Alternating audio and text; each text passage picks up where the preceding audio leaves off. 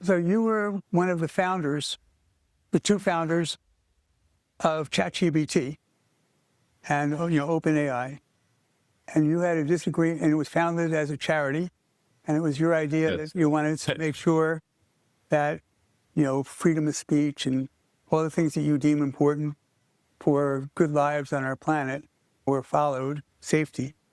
And the other founder, what he tried to do and did was accomplished, is that he got control, even though it was your money, and he got control, and he said, Elon, I'd like you to stay, and you said, I want to go, I don't want to be a part of this, and he offered you some ownership, and you said, I don't want it.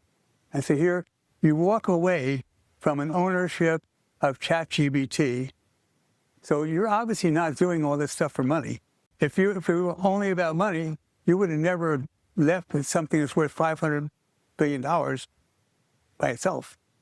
The reason I founded OpenAI was because I was concerned, based on my conversations with Larry Page, who used to be a close friend of mine, that he was not sufficiently concerned about the dangers of AI.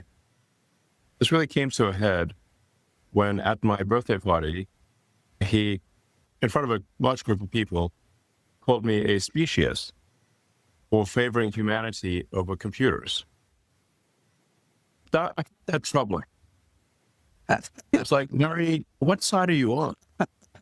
It sounds like you're on the side of the computers, but you really need to be on Team Humanity here, So after that, I was like, okay, this is it. We got to have some counterbalance to Google, because Larry doesn't seem to care if humans make it or not.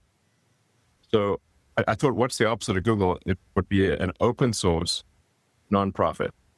And that's where the word open in OpenAI comes from. It means open source.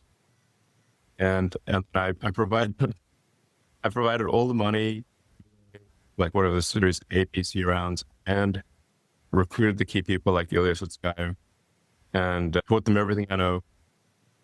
And, I actually even got them to deal with Microsoft, with Satya. Actually, I got Satya to donate some time from Azure. And for all that, I did not seek any financial reward whatsoever. The reason I actually turned down the offer for shares is because I felt like nonprofits are supposed to have shares. And nonprofits are not supposed to be self-enrichment. That's why I took on the offer of shares, because it didn't seem morally or legally defensible.